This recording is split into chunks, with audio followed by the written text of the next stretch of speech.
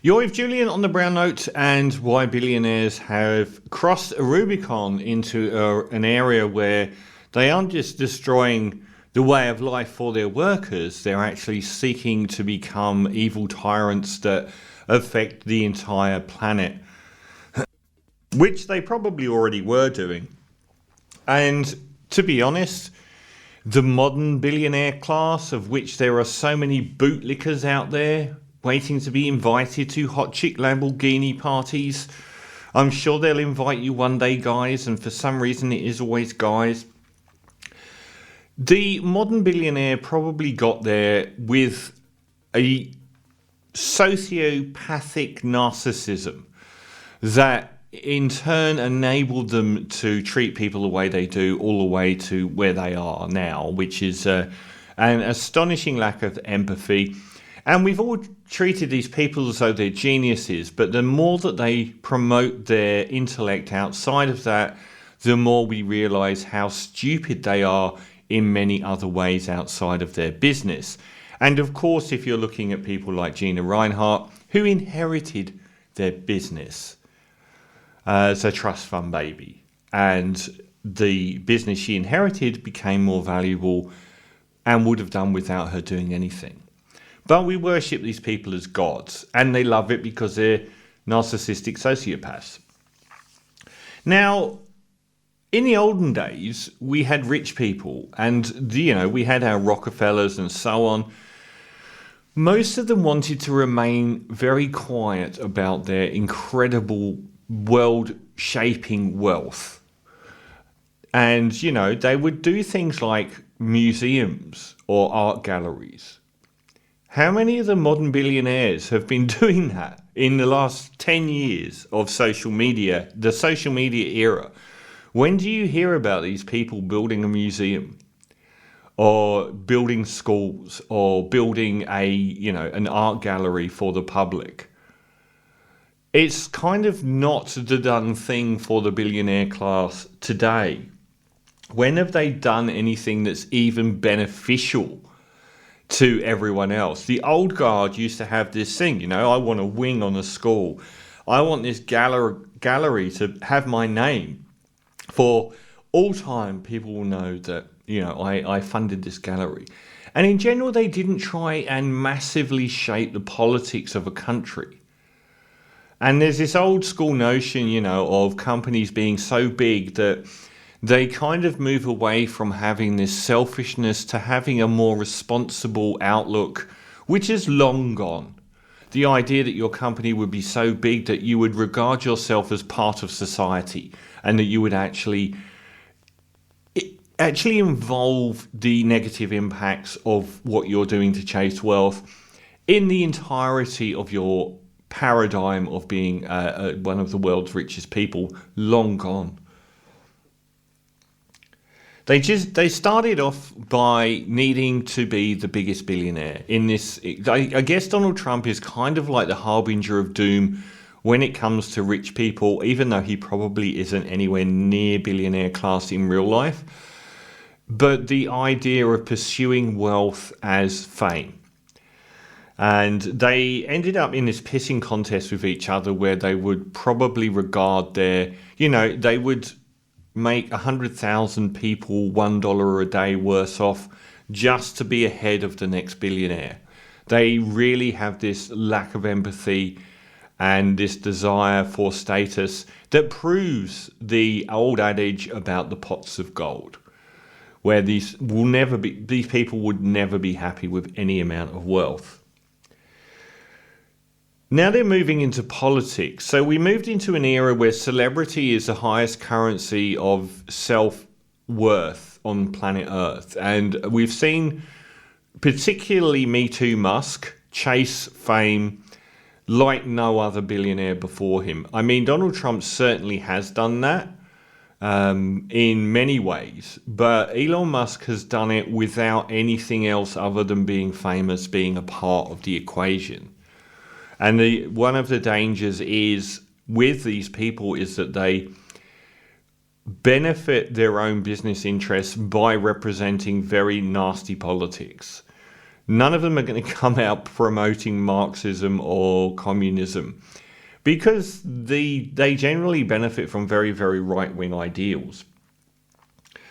Now, Elon Musk started out trying to be, with the cool kids, and, like Trump, had this incredible desire and need to be accepted and worshipped to a degree that you would regard as an illness.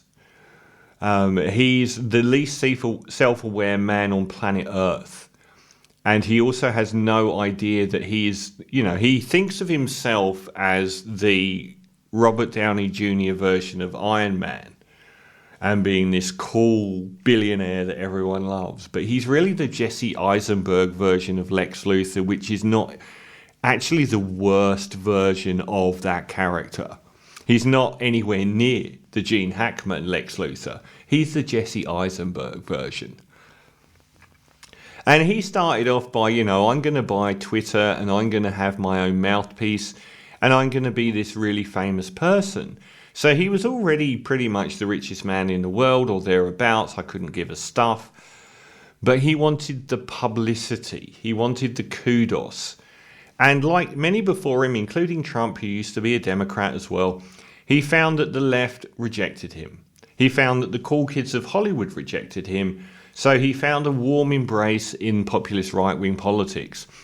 That's fair enough for him on his own. But now something has changed with our billionaire class, which is how much they want to impact politics. And they are really starting to. He's impacting American politics massively. He's wildly funding a dangerous fascist trying to get back in office. This is no longer the actions of a mid-tier or low Z-list UK celebrity spouting anti-immigrant rhetoric and, spruiking anti-virus stuff, spruiking anti-vaccine stuff. He's actually saying he's going to funnel hundreds of millions of dollars into trying to get a genuine fascist elected in America, which is a much bigger deal. But he's also doing it in the UK. He recently got involved in the riots in the UK and was obviously not on the right side there, sparring with the UK Prime Minister over civil war coming to the UK. One thing that these billionaires have shown us is you can be a genius in your field, you can be lucky in your field. That doesn't mean you're not a complete idiot when it comes to understanding everything else. And when they've come to understanding politics, they have absolutely no idea what they're talking about. And the idea that America is in, the same boat when it comes to an impending civil war, which I think Kamala Harris has kind of stopped. I thought it was inevitable, but she's certainly lessened the impact. But he's even got into places like Brazil. Elon Musk to shut operations in Brazil amid bitter legal fight. Social media giant Twitter has announced it will shutter its operations in Brazil following a legal tussle with a top Brazilian judge over the platform's rights and responsibility to counter disinformation. I would have thought a social media website would want to counter those things, but apparently not. And this is Billy Free Speech that regularly doesn't exhibit free speech when people disagree with him on Twitter.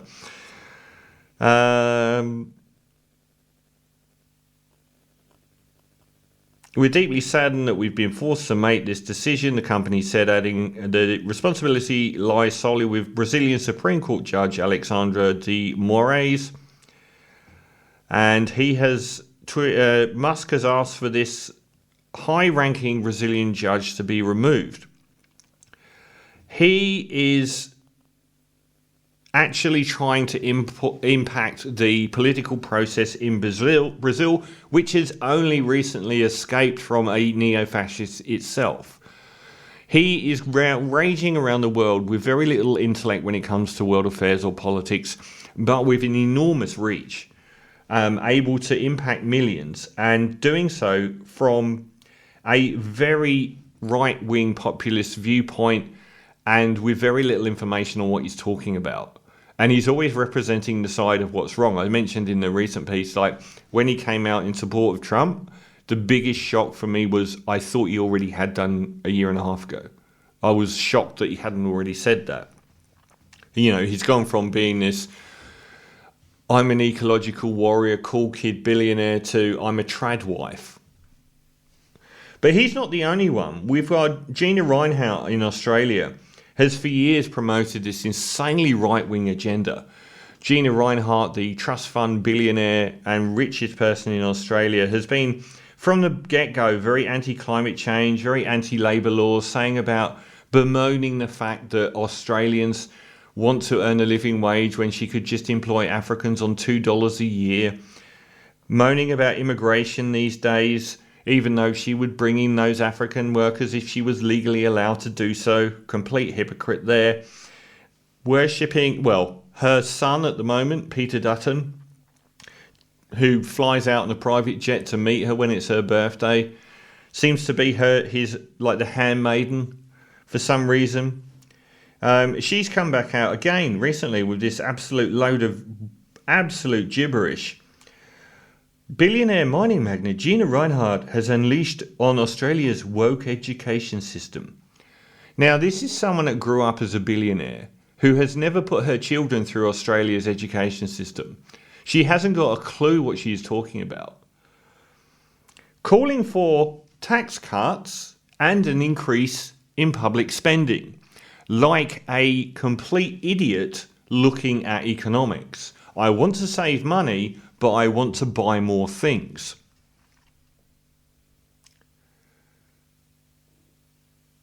She wants to overhaul the curriculum, but what she means is she wants much more right-wing populism in that curriculum and thinks that we're teaching people to be nice to Aborigines. Her family history, well, her and her father with Indigenous Australians, isn't exactly rosy on that regard. They are taught that it's wrong to say there are two genders, blah, blah, blah. All the usual right-wing talking points. Why do we not call these people out for being complete idiots just because they're very, very rich? They're a danger to society because of the impact they have and because they've got so many friends in the media, in Australian media, who worship Gina Rinehart and don't call her out for being an absolute moron and an offensive moron or a trust fund baby, who give her airtime for these things. We know that she more than 90% funded the Institute of Public Affairs, a right-wing think tank that is regularly reproduced in our national newspapers. But the power they wield is so in advance of actually who they are. Elon Musk worth $247 billion. That is, compared to 1 year's money in America, less than 1%. $29 trillion is the gross domestic product of America in 1 year. He is less than 1% of 1 year's money. So why does he have this unbelievable platform? Why does he have so much reach? If he disappeared, that's 1%, less than 1% of America's money for 1 year gone. Gina Rinehart's $34 billion, compared to $1.63 trillion a year in Australia, is around 2% of 1 year's GDP. That's all she would be recognised for if everything that she owned was quantified in cost and immediately vanished from the Australian economy within 2 years. No one would even remember it. So why do we give these people such enormous platforms? They have this amazing level of ego, which is transferred into a relentless amount of self-belief when it comes to them offering their opinions. And Elon Musk and Gina Rinehart have proven themselves when they've spoken politically and economically about the broader country and the impact on it of their ideas to be complete idiots. They don't have a clue. They echo the same thing that someone on 2GB or a shock jock might say. And the difference is that no one is going to actually put into policy what these shock jocks say on 2GB. But then you've got Gina Rinehart, funding someone like Peter Dutton, or Elon Musk sitting down with Donald Trump being praised for sacking unionised striking workers.